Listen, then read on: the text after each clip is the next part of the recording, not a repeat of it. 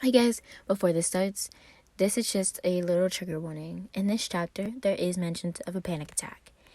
And I know some people have problems with that, so right now on the screen, there will be a timestamp of when the panic attack is and the timestamp that you need to skip over it. I hope you guys do enjoy, and please, please, please do not put yourself through listening to a panic attack if you can't take it.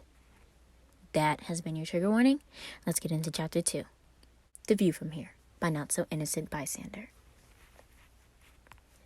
The two walked out of the restaurant and they glanced at the pier that the restaurant sat above. There seemed to be a lot of activity. Oh, there's a carnival going on over there. Want to go walk around for a while? It's still pretty early. Virgil pointed out to where the bright lights and music were coming from. Roman smiled and nodded, the two of them heading off to the festivities, still having trouble finding a good walking pace to accommodate the both of them. They walked down the pier, both of them eyeing the hastily constructed carnival rides. Oh, I hope he doesn't want to go on any of these because I'm too... They looked at each other, noticing they both had the same look of panic on their face. Did you want to? They both began, awkwardly laughing at their unison. I can't. They started again, laughing a bit harder. No rides? No rides, Roman agreed. They both sighed in relief, happy someone understood, even if for kind of the opposite reason. They walked over to the carnival games on the side, one of the ones where you had to knock down the blocks that were probably glued together. Virgil scoffed at the rigged game, but Roman saw a challenge. He flagged down the bored teenager who ran the game and gave him some money. Roman, what are you doing? I'm gonna win my little Panic at the Carnival a toy, Roman said a little too seriously. Virgil stepped back and let him do his thing. This should at least be fun to watch, if nothing else. Whatever you say, Prince Charming, Virgil joked, completely unaware that the nickname half spurred on Roman to be victorious and half made him melt a little. He grabbed the baseball in his hand. He had 3 tries. The more he knocked over, the better the prize. He threw his first ball, striking the center of the block tower, but of course they didn't move. Fire burning in his eyes, he threw it again, striking the same spot. Still, nothing. Giving into the fire that eternally burned in his tiny body, he threw the last ball with all the power that he had. The ball hit the same spot and pushed the whole block tower off of what it was sitting on in one big chunk. Ha! I did it! Roman cheered, jumping in the air in triumph. The teenager vaguely gestured to the hanging Pokemon plushes that lined to the top of the booth. Roman turned to Virgil, who was exceptionally impressed. Okay, this is a serious relationship test right here, Virgil. I need you to answer this question honestly, Roman said, his face fully serious. Virgil raised an eyebrow, his arms crossed across his chest. Which Pokemon plush do you want? Roman gestured to the 3 starters, and of course the very popular Pikachu. Virgil slightly glanced up to the 4 Pokemon. Bulbasaur? He asked, still with an eyebrow raised. The teen pulled down the grass-type Pokemon and handed it to Roman. Roman held the plush out to Virgil. Good choice. You may continue being my boyfriend. Roman laughed as Virgil took the plush with a blush. Virgil quickly glanced at the other carnival games and spotted something. Virgil side-smiled Roman, then took off in a sprint. Roman was shocked. He had no idea that the beanpole could move so fast. He took off after him, but by the time he caught up, Virgil was playing his own carnival game. Basketball. Virgil was effortlessly tossing basketballs cleanly into the hoop, not even touching the rim. He sunk the ball without effort.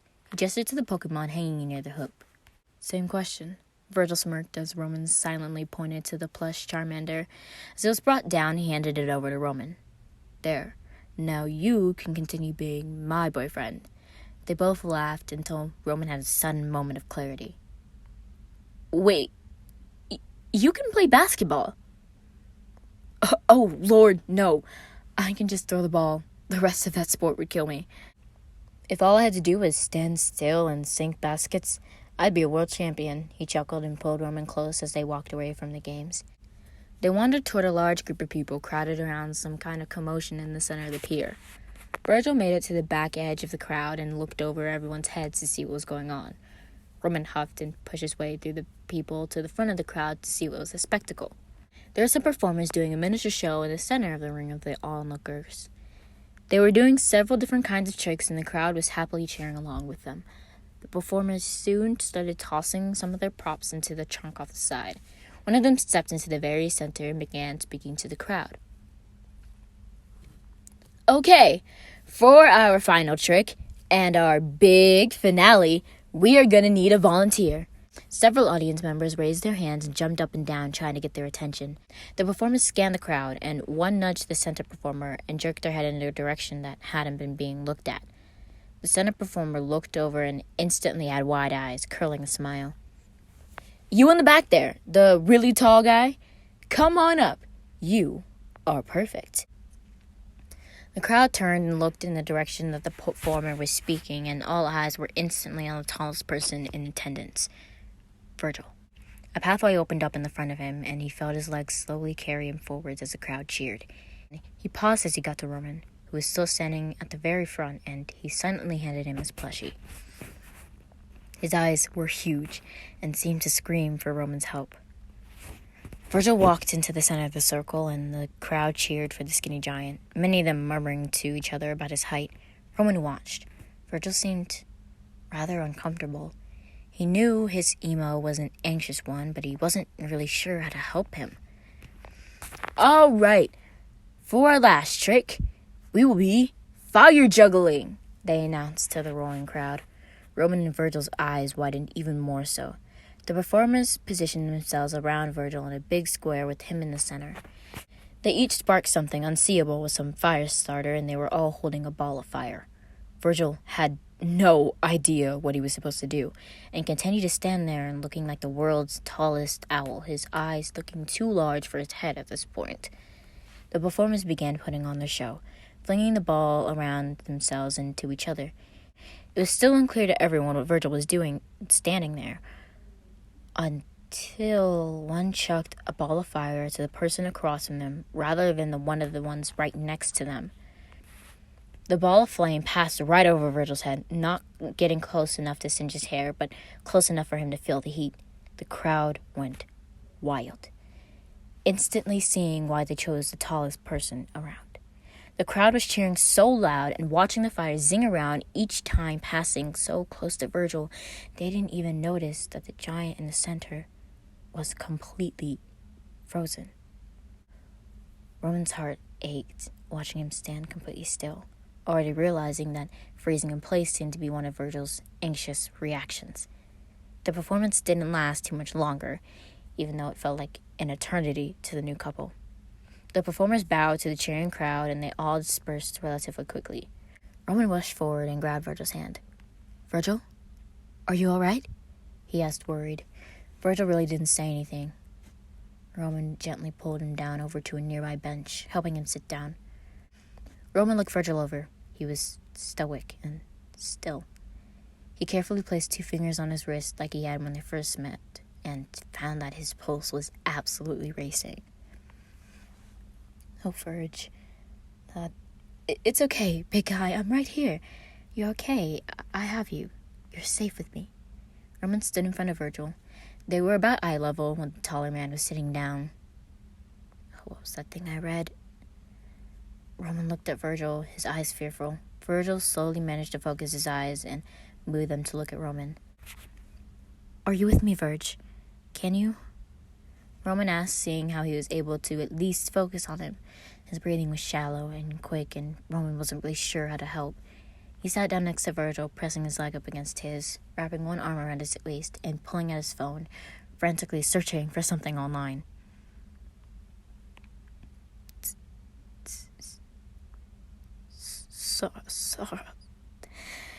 Sorry, Virgil hissed out, his head suddenly dropping towards his chest. What? No. I'm sorry. I'm so sorry. Roman glanced toward Virgil, happy he was at least verbal at this point, and then back to his phone. Okay, Virgil, can you tell me 5 things you can see? Roman asked, reading from his phone. There was a long pause before Virgil nodded. My hands, your shoes, my plushie. Virgil picked up his head a little and turned to Roman.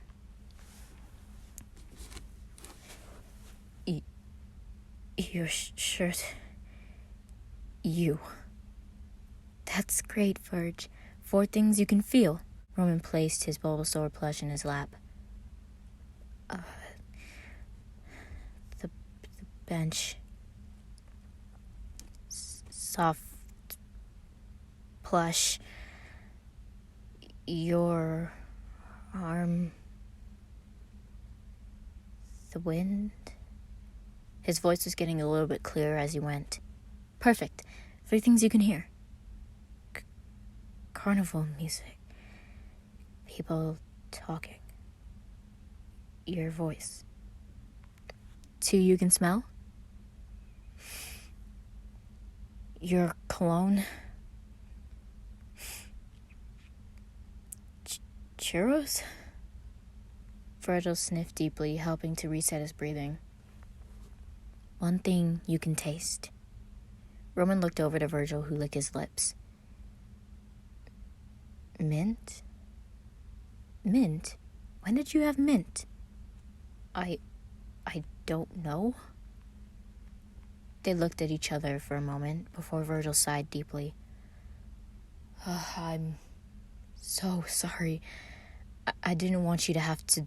Virgil began, but Roman cut him off. No, don't apologize. You didn't do anything wrong. Are you okay? Sorry, I didn't know how to help. Roman stared down at his lap. Virgil wrapped an arm around Roman's shoulder and pulled him against him. Thank you. You did perfect. I really appreciate it. Virgil smiled, a sincere half-smile. Roman melting at the sight and wrapping himself tighter in Virgil's arms. They sat together for a while, happily enjoying each other and letting both of their hearts calm down. Hey, so... maybe you want to go on one ride? Roman suddenly asked, turning around to face Virg. He raised an eyebrow in response. Hadn't they silently agreed they were both the wrong size for rides?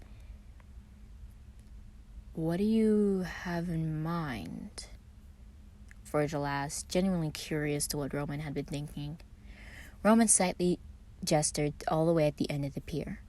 Virgil turned and looked, seeing an enormous Ferris wheel.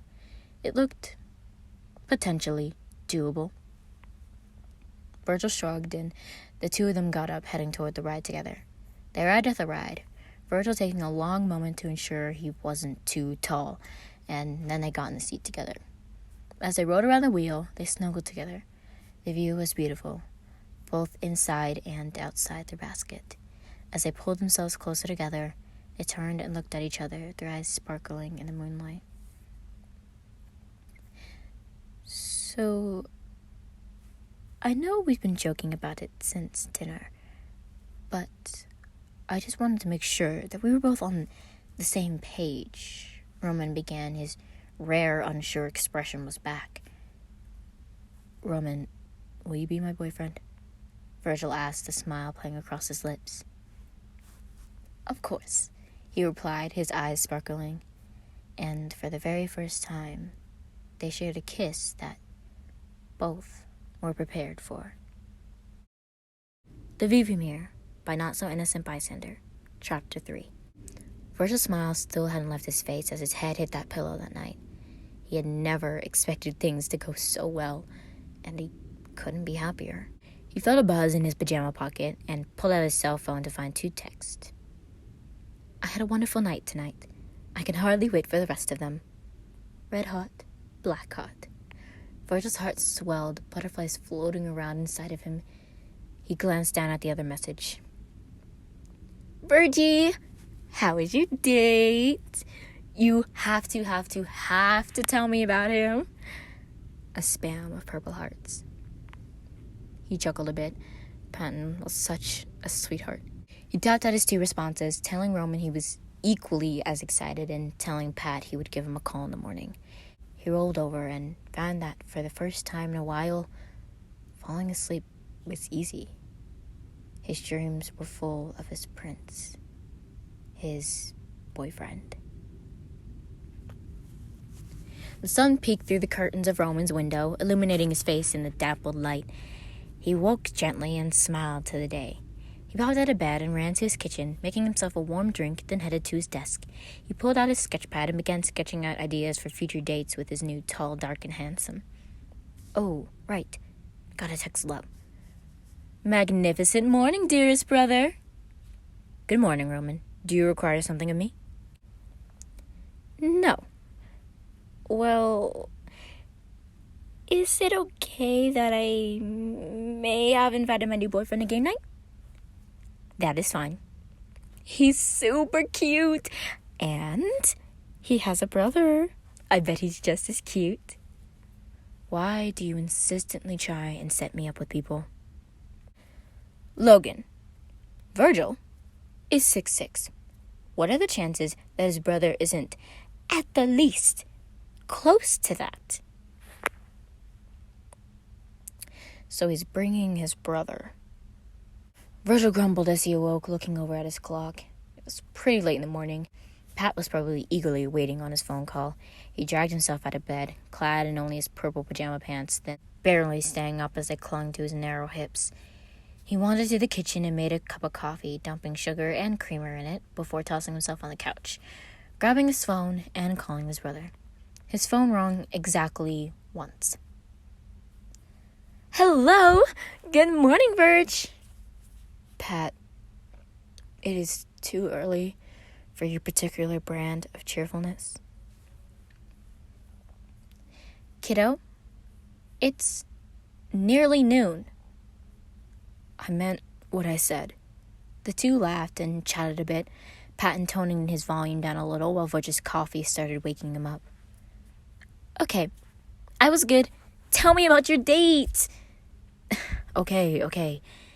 His name is Roman. I actually met him at a bar, Virgil admitted, explaining the situation that happened to the drunk guy and how Virgil somehow mustered the courage to intervene. Oh, wow, Virgil. I'm so proud of you. I don't even know how I did it. I just did. I mean, the guy was big. Big like us? No one is big like us, Pat. That's why I was so surprised. His laugh was so pure. A deep belly laugh that made everyone around him smile. And anyway, this guy must have been pretty cute. Does he have a brother? Patton joked. He does. That was actually one of the things I wanted to talk to you about. Oh? Virgil could hear the intrigue in his younger brother's voice. I guess Roman and his brother Logan get together every few weeks and have a game night. He invited us, both of us, to come. Aw, that's so sweet. I'd love to come. I figured, Pat, but you have to be on your best behavior. I want to keep this boyfriend. Virgil blushed hard. Aw, you know I never do anything to embarrass you. On purpose, Virgil mumbled. What was that, Virgie? Nothing. But hey, I'll let Roman know we're in. I'll text you time and an address when I have one. This Saturday. I can't wait. Love you, little bro. Love you too, Pat. Roman picked up his phone and saw yet a text from Virgil. Hey, Pat is super excited for game night. Great. I already let Logan know the two of you will be coming. They texted on and off for the rest of the day, deciding to get together a couple times over the week. But days just flew by, and before Virgil even realized it, he was waking up Saturday morning. He got up and got ready, texting Pat and reminding him the time to meet over at Logan's house. Virgil was going to head over a little early. He wasn't sure if it was because he wanted to meet Logan beforehand, so he wouldn't potentially be overwhelmed by the very large, small brothers at once, or if he just wanted to warn them about Patton. I guess I'll figure out when I get there. Roman was fiddling around Logan's living room, making sure everything was just right. Roman, calm down. I'm sure that Virgil and Patton won't care if the pointless decorative items in my living room are straightened. Logan rolled his eyes, not looking up from the book he was reading. I just want everything to be perfect. I can see that. There was a knock on the door, and Roman ran to the peephole. Looking out, he saw a purple shirt with a black hoodie over it. He knew it had to be his Jack Skellington. He threw the door open, shocking the anxious giant. He leapt forward. Luckily, Virgil caught him and gave him a big hug. Verge! Rowan smiled. Hey, Ro. A bit early, he said as they let each other go, placing his hand on the back of his neck in embarrassment. Oh, it is no problem at all. Come in and meet Lo. Roman pulled him by his hand into the house, Virgil carefully ducking to dodge the door frame. Logan was standing inside, trying to hide his surprise at how large Virgil was. Roman had told him his height, but it was hard to get a completely accurate mental depiction of something until it was right in front of you. It's nice to meet you, Virgil. Roman has only said good things. He held his hand out to shake, which Virgil grasped in his much larger hand. Likewise, Logan. Virgil smiled gently as he looked over the man in front of him. He was definitely related to Roman. They had the same striking dark eyes and chocolate brown hair. He was also on the short side, but not nearly as short as Roman was. He also had thick black glasses and was wearing a necktie. Huh. Oh, don't mind Logan. He always dresses like that. He's just so formal. Roman laughed, seeing both his boyfriend and his brother looking over one another. Roman chuckled a little. The two didn't know each other very well yet, but he knew they would make good friends. They had a lot in common, especially because they both weren't the most emotional people. But Roman could see that Logan was fighting a bit of a blush. He knew that his brother had a weakness for tall guys. Virgil was probably the tallest that they had ever met. They made some small talk, and Logan showed Virgil some of their games. He wasn't sure what he was expecting, but Logan had a lot more games than he had ever heard of. Logan excused himself to the bathroom, and Virgil got a text just a moment later. Hey, kiddo! I'm pretty sure I'm here. Would you give me a hand with some of the snacks that I brought? Ready to meet Patton? Virgil turned his phone to Roman. Roman read the text and was a little confused. Of course. They stood to go outside, but Roman paused. Quick question. Virgil turned back to Roman. Didn't you say Patton was your younger brother? I did. Virgil's neutral expression instantly became a smirk. Why is your contact name for him Big Bro, and he calls you kiddo? I never said he was little, just that he's younger than me. And I'm fairly confident he calls everyone kiddo. Virgil shrugged and walked out the door. Roman followed after him, so curious to see this person. Out on the street in front of the house was a big blue SUV. There was a man sitting in the driver's seat, looking down at his phone. Hey, Pat, Virgil called, the man looking up, seemingly relieved to see Virgil. Virg! I was hoping this was the right place. Patton called from the Virgil seat. He unbuckled his seatbelt and stepped out to the sidewalk. Roman was standing a ways back from the sidewalk, frozen mid-step in complete awe. Patton was enormous. He had to be nearly 5 inches taller than Virgil. And while Virgil was a Tim Burton-esque giant, Patton had to be nearly twice as thick. Roman was fairly sure that Virgil could fit his entire body in one of Patton's khaki pant legs. He also had on a light blue polo and a pair of glasses that looked exactly like Logan's. Somehow, on Logan, they made him look calculating and serious, but on Patton, they made him look innocent and sweet. Virgil walked up and was instantly pulled into a hug. Roman had never imagined there was someone who could make his Pumpkin King look so small, but Patton was essentially Shaquille O'Neal. Oh man, Logan is just going to love you. Pat, I'm fragile, remember? Virgil squeaked out, his brother releasing him. Sorry, Virg, Patton apologized, laughing and smiling wide. Roman had to admit, Patton seemed big, but he was also somehow adorable. He had a big smile and a hearty laugh. It made him seem like an enormous teddy bear. Roman stepped up and waved hello to Patton, shocked to be standing near someone who was nearly 2 full feet taller than he was. Uh, hello, Patton. I'm Roman. It's spectacular to meet you. I've heard so much about you. Roman smiled, turning on his usual charm. Oh my... You are the cutest thing I have ever seen! Patton squealed and bent slightly to wrap Roman in a spine-crushing hug that made the shorter one completely understand Virgil's reaction. Seemingly without realizing, Patton straightened up slightly and Roman completely left the ground. Virgil's face was immediately red, unsure if he was more mortified by Patton or hilariously amused to see Roman hanging in the air. Patton, put him down! Virgil called, his arms crossed. Patton's eyes went wide as he bent back over and placed Roman back down ever so gently. Oh gosh, I'm so sorry. I didn't even realize you were off the ground. Patton looked so embarrassed. Virgil and Patton shared a worried glance before both looking at Roman with concern. Roman's eyes were wide, but he quickly chuckled and straightened his clothes back out. You are like one of those giant plush teddy bears, aren't you? Was, for some reason, the only thing Roman could think to say. Virgil and Patton immediately began laughing. That is it exactly.